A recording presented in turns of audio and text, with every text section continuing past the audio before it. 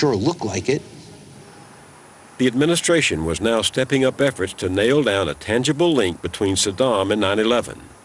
Journalists were tipped to a meeting that supposedly took place in Prague between Iraqi agents and the 9/11 ringleader, Mohammed Atta. Pundits had a field day. He has contacts outside in Sudan and Afghanistan with terrorists.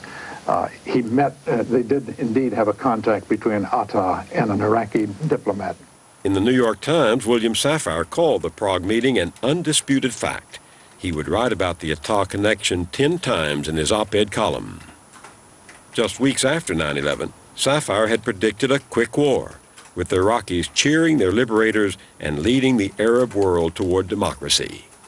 Between March 2002 and the invasion a year later, Safire would write a total of 27 opinion pieces fanning the sparks of war.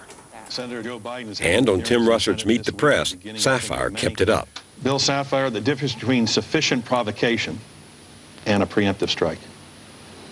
I don't think we need any more provocation than we've had by 10 years of breaking his agreement at the ceasefire.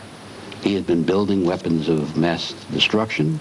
In October, his own paper ran a front-page story by James Risen questioning the evidence. Then came this report from Bob Simon.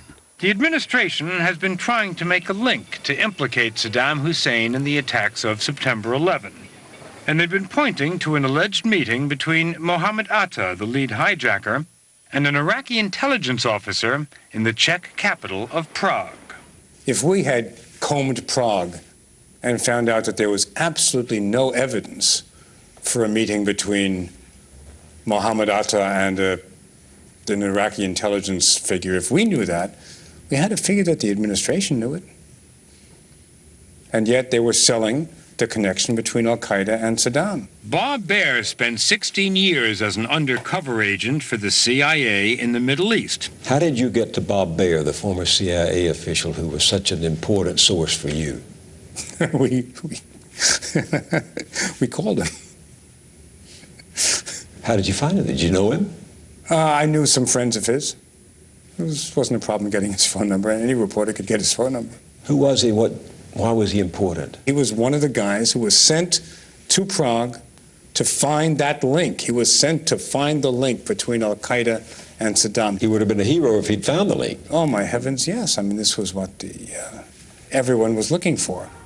But there was little appetite inside the networks for taking on a popular wartime president. So Simon decided to wrap his story inside a more benign account of how the White House was marketing the war.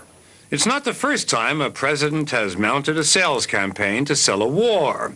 And I think we all felt from the beginning that to deal with a subject as explosive as this, we should keep it, in a way, almost light, if that doesn't seem ridiculous. Going to war almost light. Not to present it as a frontal attack on the administration's claims, which would have been not only premature, but we didn't have the ammunition to do it at the times. We did not know then that there were no weapons of mass destruction in Iraq.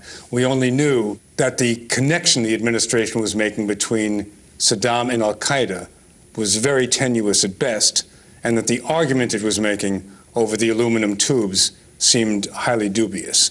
We knew these things, and therefore we could present the Madison Avenue campaign on these things, which was a sort of softer, less confrontational way of doing it. Did you go to any of the brass at CBS, even at 60 Minutes, and say, look, we got to dig deeper. We got to connect the dots. This isn't right. No, in all honesty, with 1,000 mea culpas, I've done a few stories in Iraq, but no, I don't think we followed up on this. Iraq is in possession of weapons of mass destruction, contrary to their promises. What the White House was now marketing as fact would go virtually unchallenged. We know they have weapons of mass destruction. We know they have active programs.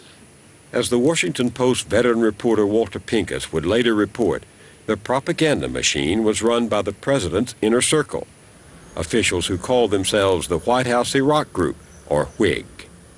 You wrote that WIG included Karl Rove, the Chief of Staff Andrew Card, Mary Maitland, Condi Rice, Stephen Hadley, Louis Libby, and they were in charge of selling the war. Selling the war, yeah. Good evening. A long year has passed since enemies attacked our country. Their chief salesman had the best props at his disposal. And we will not allow any terrorist or tyrant to threaten civilization with weapons of mass murder. They created that link.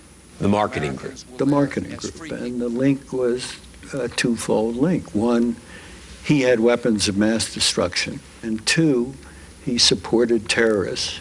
And they repeated it every day. Anybody who watches television these days know you sell a product, not just by saying it once, by saying it over and over again with new spokesmen 2-3 times a day, and it sinks into the public. Is there anything unusual about an administration marketing its policy? I think each administration has learned from the other.